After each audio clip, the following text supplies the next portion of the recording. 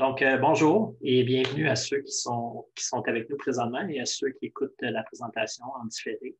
Donc, on va parler aujourd'hui des nouveaux programmes d'études supérieures en enseignement en santé qui sont offerts en partenariat par la Faculté de médecine et la Faculté d'éducation. Donc, pour vous mettre un peu de contexte, donc, effectivement, c'est un partenariat.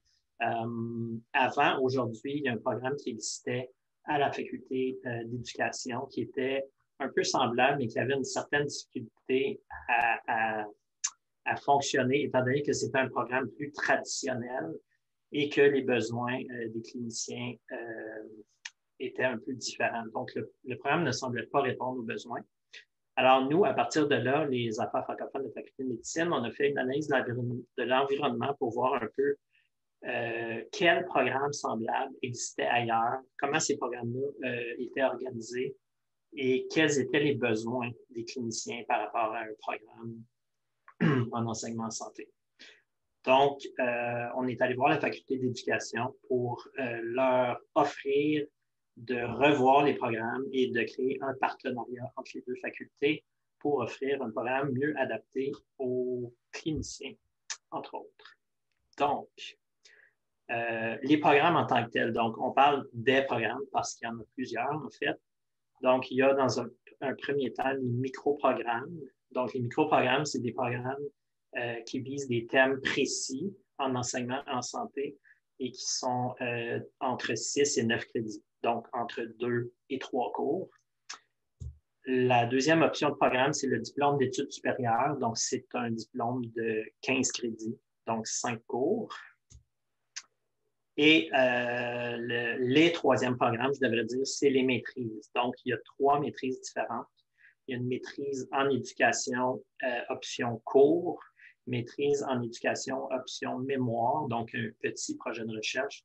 Et il y a aussi une maîtrise SR avec l'option, c'est pas une option, avec la thèse. Donc là, c'est vraiment une maîtrise axée sur la recherche. Donc, l'ensemble de ces programmes nous donnent les programmes en enseignement en santé.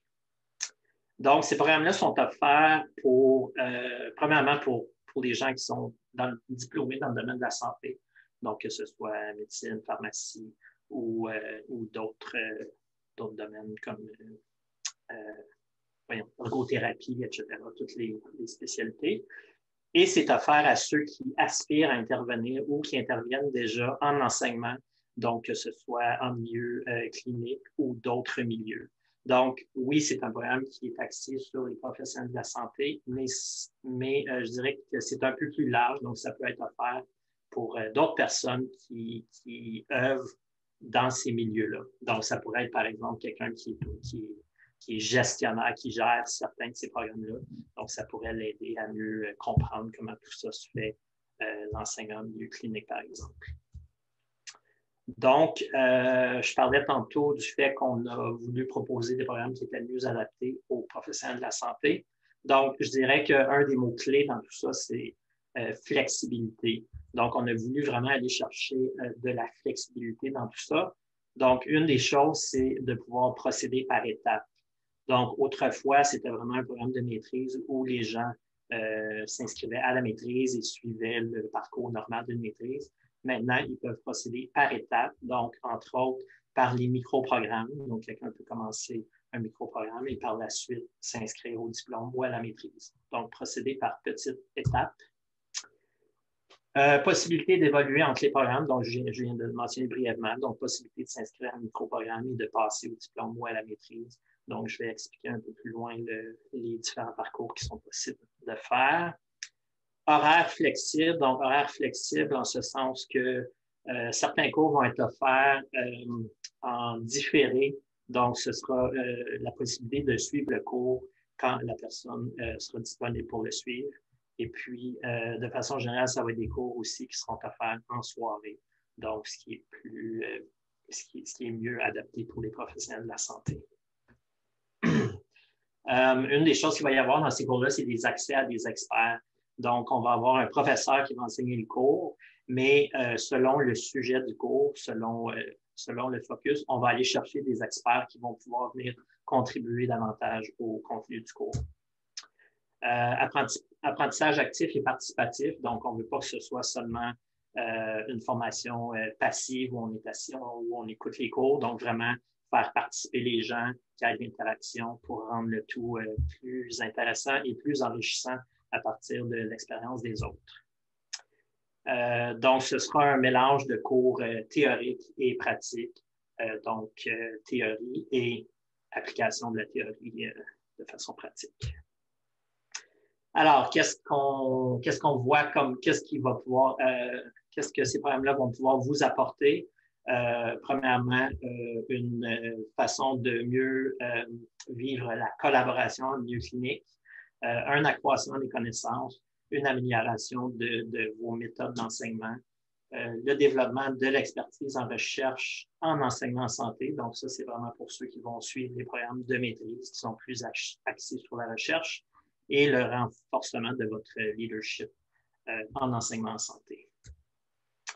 Alors, je mentionne qu'il y avait plusieurs cheminements possibles. Donc, quelqu'un peut tout simplement s'inscrire à un micro-programme sans décider tout de suite s'il veut poursuivre par la suite et après passer au diplôme ou à un des programmes de maîtrise. Ou les gens peuvent directement entrer par le diplôme, donc tout de suite au diplôme de 15 crédits pour par la suite décider d'aller vers la maîtrise. Ou il y a moyen d'entrer directement à la maîtrise si vraiment c'est ce que vous visez comme cheminement. Je vais maintenant laisser mon collègue Salomon vous parler de la suite. Alors, bonjour à tous. Donc, on va continuer la présentation avec les critères d'admission à ce programme, à ces programmes. Donc, la première condition, vraiment, c'est d'être titulaire d'un baccalauréat en santé ou dans un domaine ou en sciences de la santé ou dans un domaine connexe. Quand on parle de domaine connexe, ici, on voit par exemple des personnes qui auraient des formations en santé aussi, comme les sciences infirmières et autres. Et puis, on pense aussi ici à tous nos étudiants qui sont en train de finir leur cours en médecine, en pharmacie ou même en sciences dentaires.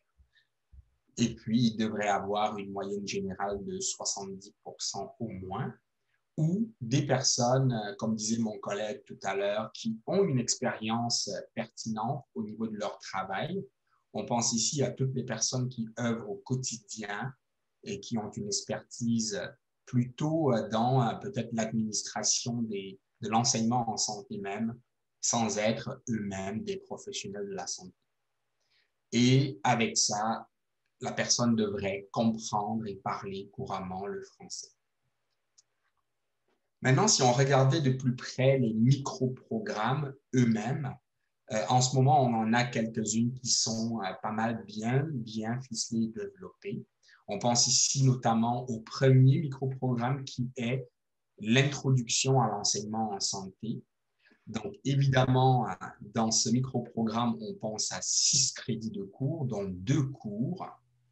Il va aborder essentiellement les aspects théoriques et pratiques de l'enseignement en santé, dont évidemment qui vont être vus dans les 2 cours en question. Et ce micro-programme-ci est offert par la faculté de médecine de l'Université d'Ottawa. Le deuxième micro-programme, c'est l'évaluation de programmes en contexte professionnel, dont lui, c'est 3 fois 3 crédits de cours, dont 9 crédits. Ici, on aborde essentiellement les aspects théoriques et pratiques de l'évaluation de programme en contexte professionnel. Et ce micro-programme est offert par la faculté d'éducation de l'Université d'Ottawa. Et le troisième, qui est vraiment développé en ce moment, c'est la simulation en enseignement en santé. C'est aussi un micro-programme de 6 crédits comme le premier. Et il va aborder essentiellement les aspects théoriques et pratiques de la simulation en enseignement en santé. Et ce micro-programme est offert par la faculté de médecine de l'Université d'Ottawa. Rappelons que le premier micro-programme va ouvrir en septembre 2021, le second en septembre 2022 et le troisième en mai 2022. Il va y avoir d'autres micro-programmes qui sont en cours de développement. notamment l'enseignement en milieu clinique. On pense ici essentiellement à tout ce qui est enseignement au chevet en milieu hospitalier et dans les cliniques médicales dans les villes et dans les milieux ruraux. Le deuxième microprogramme qui est en développement, c'est l'évaluation des apprentissages en enseignement en santé. Et le troisième, c'est les technologies en enseignement en santé. Donc, on disait tout à l'heure qu'on pouvait arriver à la maîtrise en passant par les microprogrammes ou arriver au diplôme en passant par les microprogrammes. Si on pensait au diplôme d'études supérieures en enseignement en santé, il faudrait qu'on rappelle ici que ce diplôme est un programme de 15 crédits avec une possibilité de s'y inscrire après avoir terminé un microprogramme et une possibilité de combiner 2 microprogrammes et un autre cours pour obtenir le diplôme. Maintenant, si on se rabattait à la maîtrise en éducation avec concentration en enseignement en santé, ici, on a l'option cours qui est de 30 crédits, donc vraiment 30 crédits de cours, avec une possibilité de combiner les microprogrammes et les cours obligatoires pour obtenir le grade. Et enfin, on a la maîtrise en art de l'éducation, concentration en enseignement en santé. Dans cette maîtrise, on a 30 crédits de cours. Et lorsqu'on est axé plutôt pour une thèse, il faut compter ici 12 crédits de cours pour la thèse et 18 crédits de cours pour la théorie. Tandis que si on pensait à l'option mémoire plutôt, on parle ici de 6 crédits pour le mémoire et 24 crédits de cours. Ces deux maîtrises-là sont axées beaucoup plus recherche. Donc, ici aussi, il y a la possibilité de combiner des microprogrammes et les cours obligatoires pour obtenir le grade. Et donc, pour ce qui est de la date de début pour le diplôme, c'est septembre 2021. Pour la maîtrise en éducation, concentration, enseignement en santé, c'est janvier 2022. Et pour les maîtrises options recherche, septembre 2022. Alors, la période d'inscription pour les microprogrammes d'introduction en enseignement en santé et les diplômes d'études supérieures en enseignement en santé, ce serait entre le 1er et le 30 mai 2021, donc au plus tard le 1er juin 2021. Et pour ce qui est des maîtrises, ce qu'on va dire ici, c'est que toutes les personnes qui voudront s'inscrire à la maîtrise avec l'option cours seulement, ce serait au plus tard le 1er novembre 2021 pour un début le 15 septembre. 15 septembre, pardon, oui. 2021 pour un début de cours en janvier 2022 et pour tous ceux qui veulent s'inscrire à la maîtrise avec l'option recherche plutôt, ce serait pour le 1er novembre 2021 pour un début de cours en septembre 2022. Voilà. Vous voulez vous inscrire à ces programmes? Contactez-nous à l'adresse courriel qui est affichée en ce moment, enseignement.santé@uottawa.ca. Vous pouvez aussi visiter notre page au niveau des affaires francophones de la Faculté de médecine de l'Université d'Ottawa. Merci. Et si je me permettrais d'ajouter, ces programmes-là ne sont pas encore officiellement approuvés, donc ça devrait être approuvé par le Sénat de l'Université lundi qui vient. Donc, présentement, l'information n'est pas disponible sur le site web de l'Université, mais devrait l'être à partir de peut-être la fin de la semaine prochaine. Mais n'hésitez pas à nous écrire aux affaires francophones si vous voulez davantage d'informations.